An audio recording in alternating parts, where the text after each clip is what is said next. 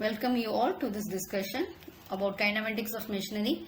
We previously have discussed certain aspects in your previous sections, okay? So we discussed about some basics of what is dynamics, what is the machine, what is the structure. All fundamental concepts were covered. So today we'll be discussing some quick written mechanisms will be explained. So I'll be just having a basic revision over them. A simple basic revision. Actually, you know very well what is meant by a kinematic chain, isn't it? A kinematic chain is a combination of 4 or more kinematic pairs such that the relative motion between the links or elements is completely constrained, right? So now we are going to discuss certain topics on single slider crank chain. So what is meant by a single slider crank chain means it is a modification of the basic 4-bar chain. Okay, so it will have one sliding pair and 3 turning pairs. It will be found in the reciprocating steam engine mechanism. So the single slider crank chain mechanism converts rotary motion into reciprocating motion and also vice versa. So this is actually a modification of basic 4-bar chain. Please see this. There are certain inversions of single slider crank chain. There are some basic, based on the purpose and applications, we can have various inversions. Okay, the inversions are pendulum pump or Bull engine, oscillating cylinder engine, rotary internal combustion engine, crank and slotted quick return mechanism, quick return motion mechanism, and Whitworth quick return motion mechanism. Here there are 3 diagrams which I have given. You can see the first diagram, the crank will be fixed. Okay. The second one, the connecting rod will be fixed, and the third one I have shown the model in which the slider is fixed. So based on what we are planned, we can have many inversions. Okay, we shall pass on to the next slide. Okay, first we are going to discuss the crank and slotted lever quick return mechanism. You please see here what are they. You are having an oscillating link. Okay, you do have a slider 4 and you will have a crank is 1. You do have a ram. Okay, thus you can see that you do have a cutting tool. Okay, so we can see how it is working.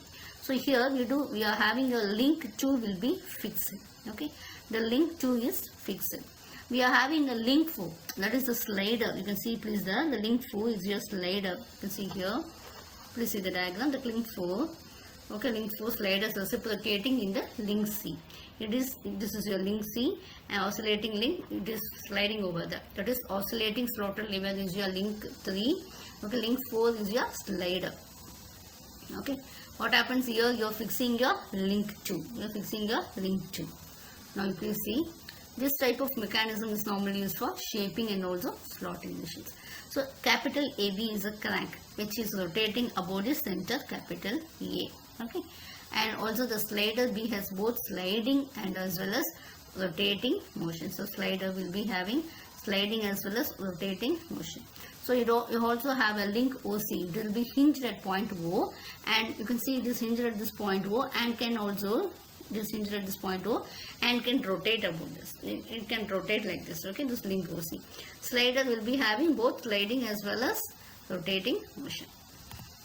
Next one is here. It consists of a slot in which your sliding motion will be, the sliding block will be sliding. Okay, when the crank AB rotates, the slide OC. When the crank is rotating, what will happen? This link also, OC will also be oscillating. So OC1, please see here, this OC1, this OC2 will be your external positions of the oscillating link OC. Next one, it consists of your, you can see this when the slider B makes an arc EFG. Here you can see, please see this EFG, the tool will be moving in the forward directions and this cutting operation will be performed. So this is the operation, this is the phase in which your actual work is being done. Okay, and when the crank is rotating from the point H to the E, what will happen? The tool will be coming back and there will be no useful work. It will be just returning to the previous position. Okay, the first one EFG, what happens? The tool is moving in the forward directions and the cutting operation is being performed. Okay, so which is a forward stroke, and the second one from the tooling position, the tool has to return to the original position. So that is called as an idle stroke. The reason why it is called as an idle stroke is no useful work is being done in this idle stroke. And you can see that alpha and beta are the angles during the forward and the backward strokes. So the crank is rotating at uniform speed. The crank is rotating at uniform speed. So the time of cutting divided by time of return, which is equal to alpha by beta. You can see that your alpha will be, you can see these angles and all here. Next one. Yeah, you can please see this. This is an animation so that you can easily understand crank and slotted lever quick return mechanism. Okay. Next one. Next one is the Whitworth quick return motion mechanism. So this mechanism is also mostly used in the shaping and slotting machines. And in this mechanism, what happens? The link capital CD. Please see here, the link capital CD is forming which is the turning pair is being fixed. Okay, is being fixed. You please see here, the CD is fixed here. Now the link will be, it will be like your crank in a reciprocating steam engine. It will be similar to your crank. Okay, the driving crank, the CA, the link 3, see here, this link CA, the link 3 will be rotating at uniform angular spin. Okay, and the slider link 4 attached to the crank pin at A slides along the slotted bar capital PA. Okay, the slotted bar capital PA is a link 1 which oscillates at a pivoted point capital D. Again I am saying the slider link 4 will be attached to the crank pin at capital A. Okay, and it will be sliding along the slotted bar capital PA, which is a link 1 which oscillates at a pivoted point capital D. Okay, you can please see here. Next one, the connecting rod. See this, the connecting rod, this PR carries the ram to at R, which is a cutting tool. Okay, here cutting tool is fixed to the connecting rod. So the motion of the tool is constrained along the line capital RD produced. Okay, so that is along a line passing through capital D, and it will also be perpendicular to CD. Again I am repeating, the motion of the tool is constrained along the line, where it is constrained along the line RD here. Okay, so that is a line passing through D and it will be perpendicular to CD. See here, when the driving crank CA moves from CA1 to CA2, you can please see here, you can see from CA1 to CA2, okay, or the link is moving from DP, link DP is moving from DP1 to DP2 through an angle alpha in the clockwise direction. The tool moves from the left hand of its stroke to the right hand side. So a distance of 2 PD. Okay, so that is an angle alpha. The tool will be moving from the right hand to the from the left hand to the right hand at a distance of 2 PD. Okay, now what happens? The driving crank is moving from the position CA2 to CA1, that is, or the link DP from DP2 to DP1. The angle will be beta in the clockwise direction. The tool will be moving back from the right hand side of the stroke to the left hand.